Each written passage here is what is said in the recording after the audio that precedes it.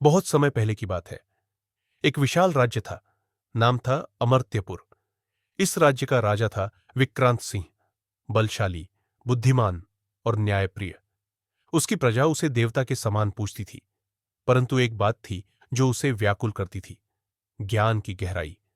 राजा को लगता था कि उसका ज्ञान अभी अधूरा है। उसने शास्त्र पढ़े, विद्वानों से संवाद किए और यहां तक कि योगियों के चरणों में भी बैठा। फिर भी उसे शांति नहीं मिली। एक दिन उसने सभा में घोषणा की, जो व्यक्ति मेरे 5 प्रश्नों का सटीक और संतोषजनक उत्तर देगा, उसे मैं राज्य का उत्तराधिकारी बनाऊंगा। यदि कोई उत्तर नहीं दे पाया तो उसे जीवन भर मेरी सेवा में रहना होगा। सभी चौंक गए, पर राजा दृढ़ था। और फिर शुरू हुई 5 सवालों की यात्रा, जिसने न सिर्फ दूसरों की परीक्षा ली, बल्कि अंत में स्वयं राजा को भी तोड़ दिया। पहला सवाल, सच्चा न्याय क्या है? राजा ने पहले दिन सभा में पूछा, सच्चा न्याय क्या है? क्या वह नियमों का पालन है या परिस्थिति के अनुसार निर्णय? राजा के मंत्री बोले, राजन, न्याय वह है जो राज्य के कानूनों के अनुरूप हो। राजा ने सिर हिलाया, नहीं, यह उत्तर अधूरा है। एक साधु बोला, सच्चा न्याय वह है जो सभी के लिए समान हो, चाहे राजा हो या रंक। राजा ने मुस्कुराकर कहा, निकट हो तुम, पर पूर्ण नहीं। फिर एक वृद्ध किसान आगे आया और बोला, राजन, सच्चा न्याय वह है जिसमें सबकी आत्मा को शांति मिले, कानून, परिस्थिति और संवेदना, तीनों का संगम। राजा चौंका। यह उत्तर उसे छू गया, पर उसने कहा, ठीक है, अगला प्रश्न कल। दूसरा सवाल, सच्चा सुख किसे कहते हैं? दूसरे दिन राजा ने पूछा, सच्चा सुख क्या है? धन, प्रेम या विजय? एक व्यापारी बोला, धन, जिससे सब कुछ खरीदा जा सके। एक सैनिक बोला, विजय, जिससे गौरव और सम्मान मिलता है। एक युवती बोली, प्रेम, क्योंकि वह दिल को भरता है। राजा ने सिर हिलाया। कोई उत्तर उसे संतोष नहीं दे रहा था। तभी एक बूढ़ी भिक्षुक स्त्री आई। उसके हाथ में टूटा हुआ कटोरा था। उसने कहा, राजन, सच्चा सुख न धन में है, न प्रेम में, न विजय में। सच्चा सुख तब है जब मन शांत हो और हृदय में कोई आकांक्षा न हो। राजा कुछ देर तक मौन रहा।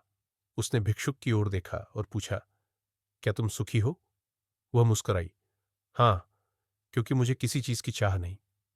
तीसरा सवाल, मनुष्य का सबसे बड़ा शत्रु कौन है? राजा ने तीसरे दिन पूछा, मनुष्य का सबसे बड़ा शत्रु कौन है? लोभ, क्रोध या मोह? सभा में कई मत आए। कोई बोला लोभ, कोई बोला क्रोध और कुछ बोले मोह। राजा सब सुनता रहा। तभी एक अंधा व्यक्ति आया और बोला, राजन, मनुष्य का सबसे बड़ा शत्रु अहंकार है। वह जब भीतर बसता है तो लोभ, मोह, क्रोध सब उसकी संतानें बन जाती हैं। राजा उसकी बात पर अचंभित हुआ। तुम अंधे होकर भी यह कैसे जानते हो?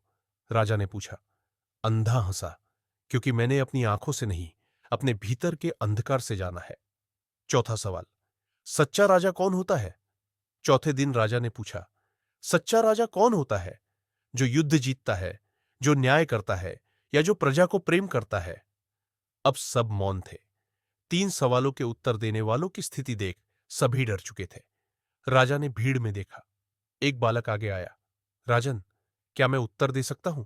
उसने पूछा। राजा ने मुस्कुराकर कहा, बिल्कुल। बालक बोला, सच्चा राजा वह होता है जो अपने आप पर शासन कर सके, जो अपने लोभ, क्रोध और मोह को जीत सके, वही दूसरों पर राज करने योग्य होता है। राजा का चेहरा गंभीर हो गया। उसे लगा जैसे किसी ने उसे आईना दिखा दिया हो। 5वां सवाल, जीवन का सबसे बड़ा सत्य क्या है? अब अंतिम प्रश्न था, सबसे कठिन। राजा खुद इस प्रश्न से जूझता था। उसने पूछा, जीवन का सबसे बड़ा सत्य क्या है? सभा में कोई उत्तर देने आगे नहीं आया। तभी वही अंधा व्यक्ति फिर से आया। उसने कहा, राजन, जीवन का सबसे बड़ा सत्य है विनाश। हर चीज का अंत निश्चित है। सुख, दुख, यश, अपयश सब मिट जाते हैं। पर यही सत्य हमें सिखाता है कि अहंकार छोड़ो, सेवा करो और क्षणिक जीवन को सार्थक बनाओ। राजा स्तब्ध रह गया।